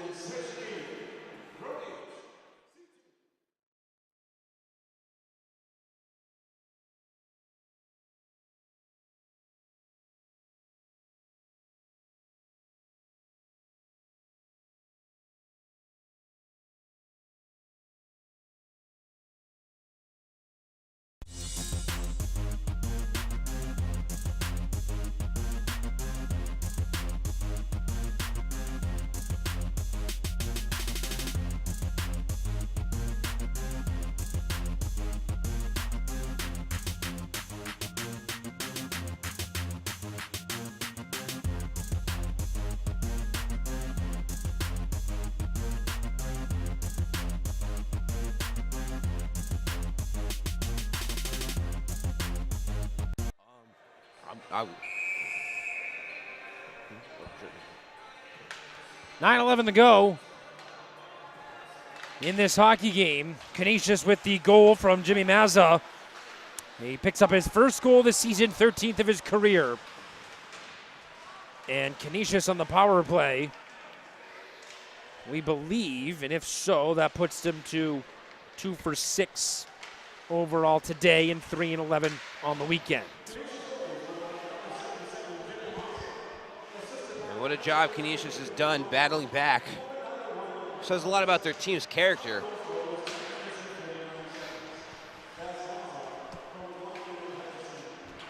Well, Hutchison will pick up an assist, 8.5 to go. Didn't catch the primary helper, but it's a secondary assist for Hutchison. McLeod at center. And now the Crusaders, for the first time this weekend, Leverett, will be playing from behind. Unfamiliar territory with 8 minutes and 13 seconds to go. Hutchison tapped it for Heath. Nearly turned over to Barry, who's got a pair today. This was a 4-1 game at one point for the Crusaders, who have been outscored 6-2 since that point. Yeah, but don't rule right off the Crusaders just yet with some of the offensive weapons they have. Nope, and the way this game's going, 7:54 is more than enough time. Oh, yes. This is sent down the ice. Steve will go and chase after it. Icing is waved off. 7:47 now remaining in this hockey game. It is moved up ahead by Steve. Tried to turn it up ahead. Kevin Darar intercepted it and nearly got a good look on goal. Grant Meyer. Back up top, Coughlin. Dishes it off, far side. Bois, shot knocked away by Wepner. Well, now some offensive zone time for the Crusaders. Back up top for Frank Bois. Gives it over near side, Coughlin on his backhand. He's tripped up, penalty upcoming. Crusaders hold it. Here comes Laffin. Wrist shot right on Wepner to save. Rebound, banging away at another opportunity. Coughlin in there. Finally collected and the whistle goes. Robinson was in there as well and nearly was able to jam it home past Wepner. 7:11 to go. Crusaders this close to tying the game. Power play number 5 coming up. And it was a mess in front of and around the goal there with all the bodies flying around. And were this not a 1-goal game in the third period, that probably would have led to some tempers flaring, but no one wants a penalty at this point in time. Grant Meyer going to go to the box. So 2 for 5 on the power play today. Rather 2 for 4 to the Crusaders. Goals from Johnny Coughlin at 4:57 in the third period here. And then a goal at 6:07 in the second period by Matt Barry. And now a chance with 7:11 to go to even this game right back up. The Crusaders need to use their weapons here. Coughlin obviously has a great shot. Cornella, dangerous offensively. Fired up the wall by Jekyll. And eventually chipped down the ice by McLeod. Settled down by Gordon. And Skelly will come and be the first one back. This is where the power play will begin once again with 1:47 to go. Skelly, Ferguson. To my eye, looks like there's 4 forwards and 1 defenseman out there right now. 6:45 in the hockey game. Time slowly becoming a factor. Cornella will turn and give it to Skelly inside of his own blue line. Half a minute gone by for the Crusaders and unable to penetrate the offensive zone and get set up. This is moved up for Coughlin, and now they'll try and do just that. Shot right on goal. Wepner knocked it away, bobbled the rebound, and kicked it into the corner. This is collected by Darar, moves it up the board, and it's Coughlin, far point. Looking, here's Skelly, near side, bobbled off of his stick, just keeps it into the blue line, and sends it in deep. Cornella holds it now. Looking, gives it to Kevin Darar, far side, back up top for Coughlin. Looking, winds, fires a shot, whistled it wide, Cornella out in front. Rebound comes all the way to the near point, it's Skelly. He holds, and fires it down low, Ferguson. Back over far side, Coughlin, one-timer, that's blocked by Jekyll. Rebound, Cornella trying to jam it, only good, Ferguson near side. Looking, holding, back up top, Coughlin waits, evades one, wrist shot right on Wepner to save. Rebound, Darar gets pushed down on Wepner by Jekyll. With 5:57 to go in the hockey game, 47 seconds left in the power play. Excellent setup for the Crusaders, but they cannot find the equalizer. Some near misses by Coughlin, and he has one of the hardest shots on their roster. They need to keep feeding him the puck.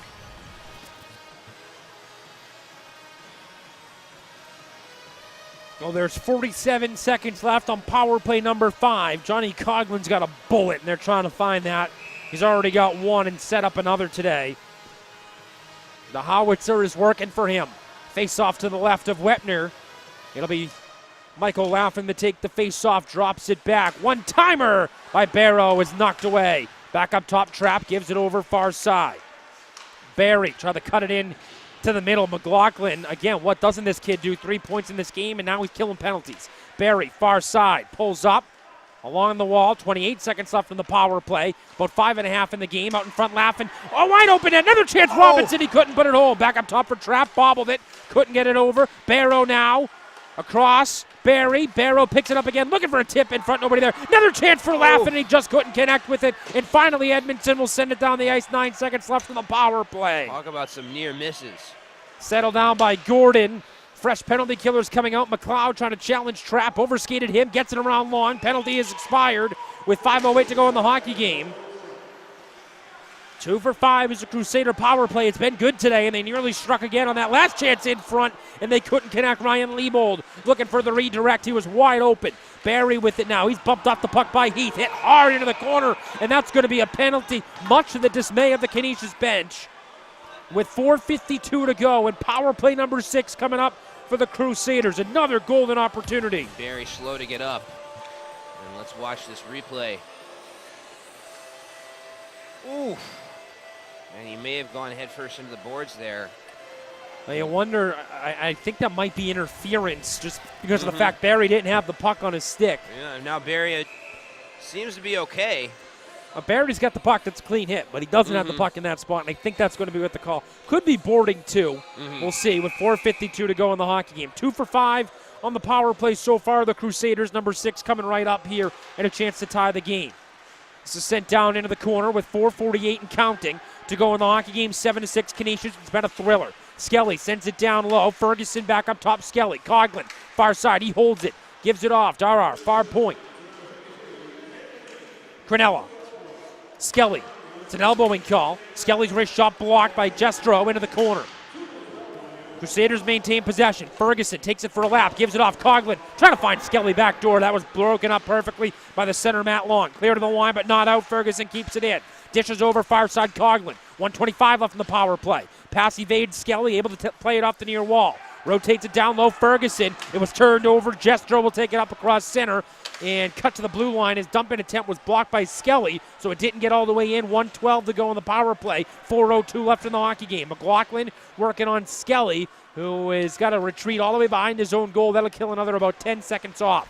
Now they'll start and find Laffin up across center ice. Here comes the Holy Cross captain. Tripped off the puck, and Jerry shorthanded. Would have had a break, but he left the puck behind. Barry up over the offensive blue line. Spins away. He had Barrow near him. Trying to rotate it back to the point. Barry in front. Robinson, a shot that was blocked. Barrow with a chance, and it rolled off of his stick. Mazza up ahead, leaves it for the captain Edmondson, who finds clear ice and will swipe it all the way down on Gordon. 37 seconds left in the power play. 3:27 in the game. Barry will drop it back for Trapp. Up ahead, far blue line, carried in and swiped on goal. Wetner dropped it, look out, and he hangs on. McLeod was separating the loose change from Laffin. Will get a whistle. 3:19 to go. Disaster there, dropping that puck. Really fortunate that there wasn't a Crusader right in front of him. Face off to the left of the Canisius goal. 27 seconds on the power play. 3:19 in the game. Time a factor now. 7-6 Canisius. It was 4-1 Crusaders at one point in the second period. Jacob will fire it up the wall. Trapp trying to keep the play alive. Laffin.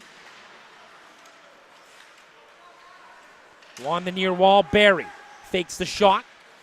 Gives it into the slot. Robinson bobbled it, gets it back. Hutchinson might have put that one on his own goal. Another chance, side of the goal. Coughlin put it wide with 5 seconds left. Up to the blue line. Trapp keeps it in. Excellent play by number 5 in white. Sent down. 1 second to go. Penalties over. 2:50 to go in the hockey game.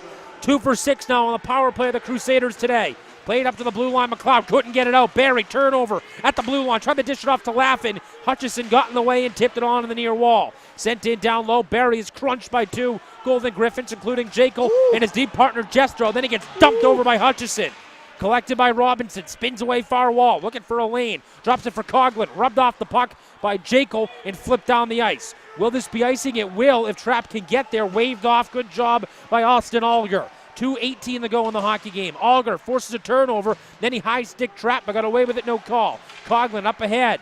Turned over at the blue line. Kept in by Jekyll. Hit hard by Trapp.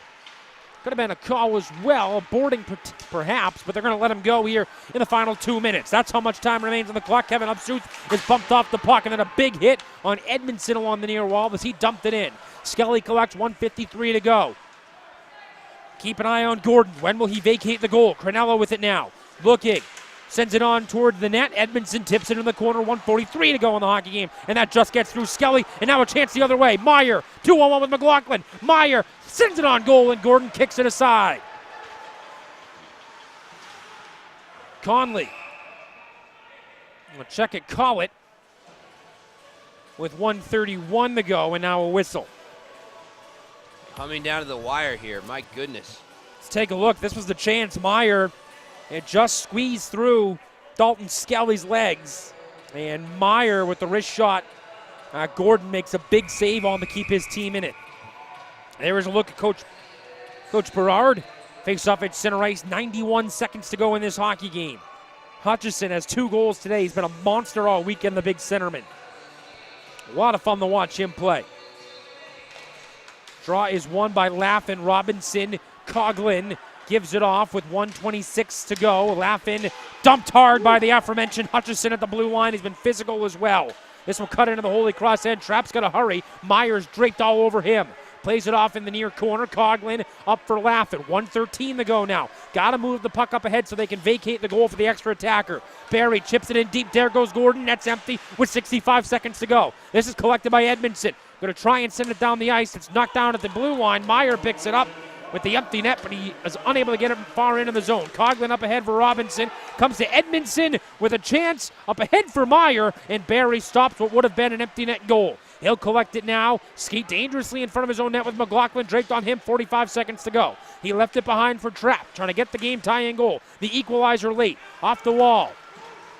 Coughlin. Robinson drops it. Crinella nearly turned it over. Puck comes loose. Barry out of his reach. McLaughlin. 32 seconds. Fires it up the wall. Barry keeps it alive. 28 seconds to go now. Laffin trying to get in there. Jacob as well. 25, 24. Continues to tick. And the zone is not vacated. He turned it over. McLaughlin on the blue line. Trapped. 19 seconds to go. Sends it down low for Laffin. Out in front. Another opportunity. And it's kicked down the ice with 14, 13, 12. All the way down. This is icing with 9.8 seconds to go.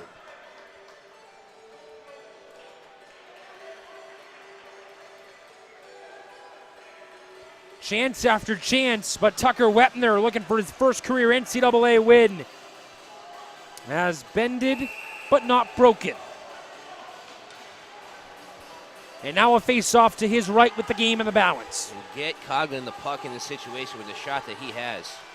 That might be the plan. He's lined up right behind Barry. Now he'll rotate over to the wing. 9.8 seconds to go. Huge face-off. It is Hutchison versus Laffin.